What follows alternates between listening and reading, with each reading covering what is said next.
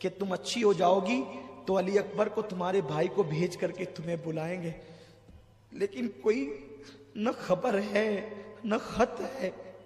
سنا ہے کہ مکے گئے تھے اور وہاں سے کوفہ چلے گئے، لیکن کوئی اطلاع نہیں آتی، کوئی خط نہیں آتا۔ روز دروازے پہ بیٹھتی ہوں کہ قاصد آئے گا تو کوئی خط لائے۔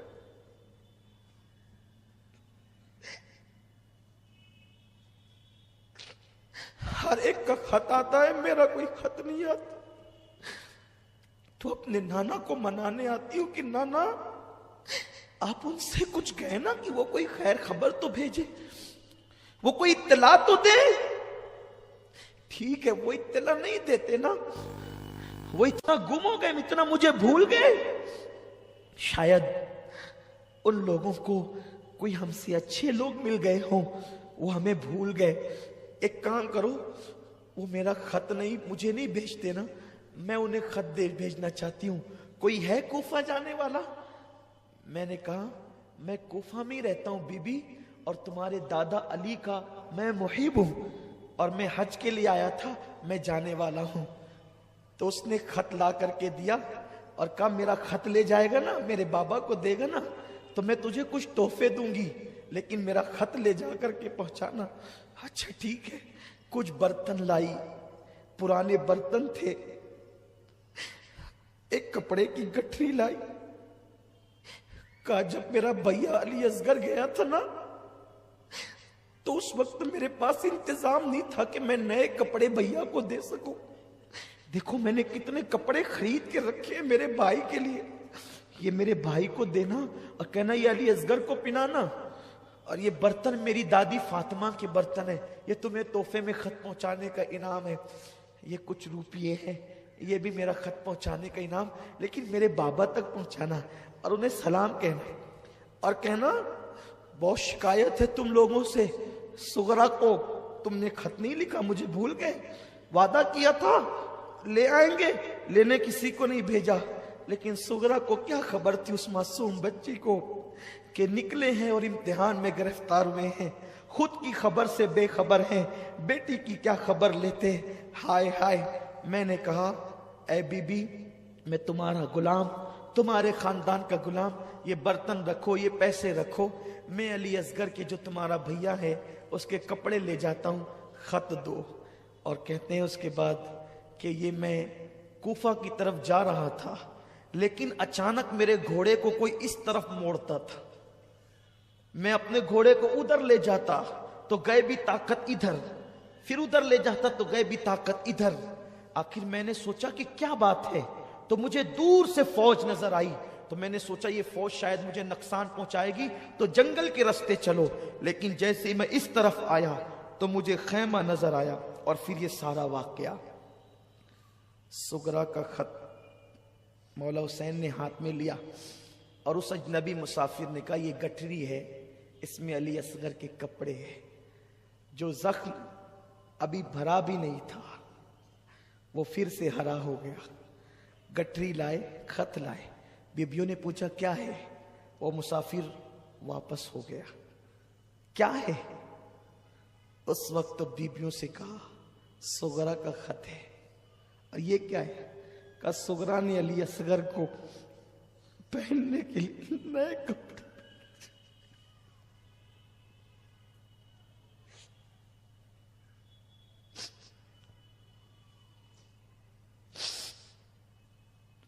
ہائے رے اہل بیت، تمہاری بے کسی کو سلام، کیا گزری ہوگی، کیا گزری ہوگی۔ صغرا نے اپنے بھائی کے لیے نئے کپڑے بھیجے،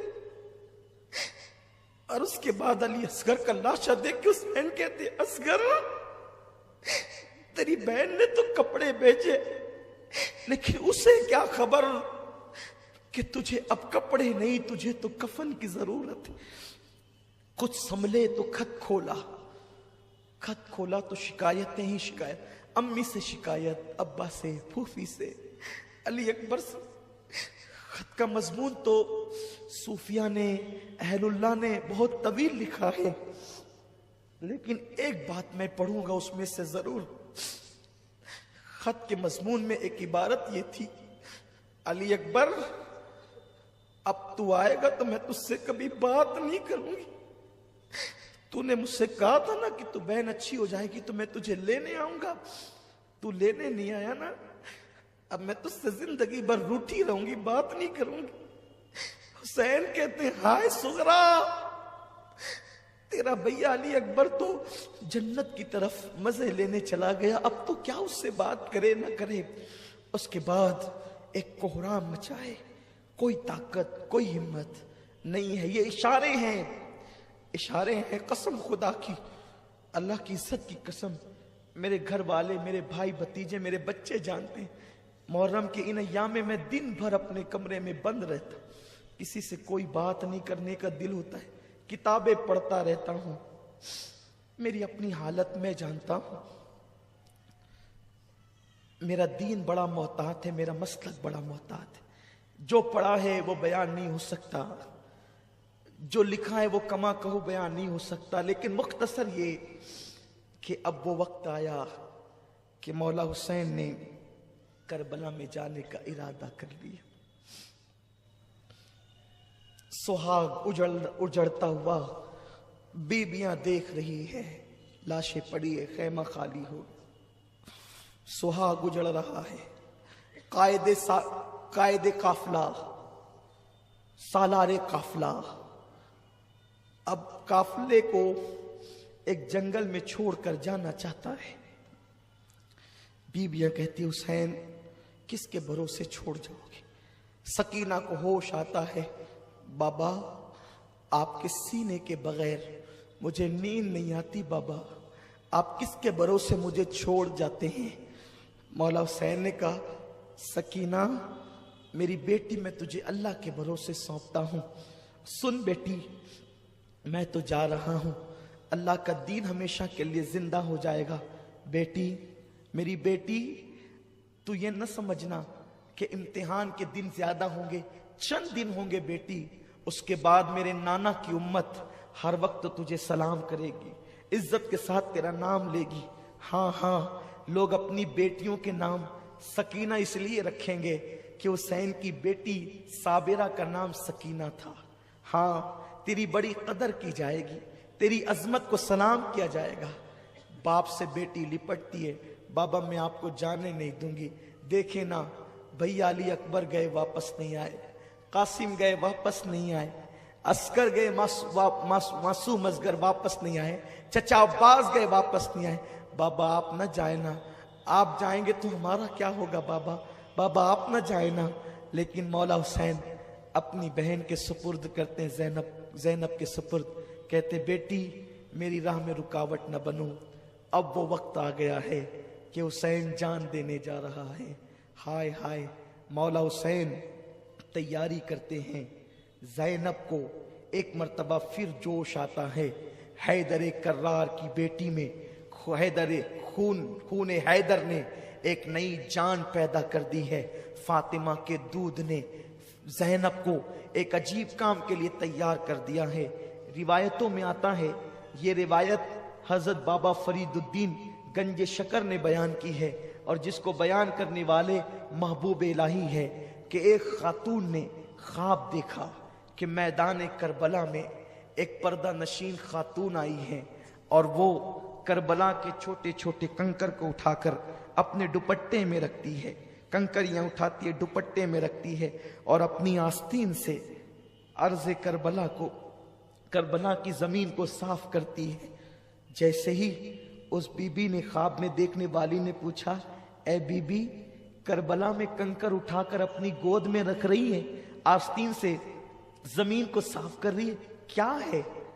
तो उस बीबी ने कहा, मुझे पहचानती है, मैं फातिमा हूं, बिनते रसूल हूं, नबी की बेटी हूं।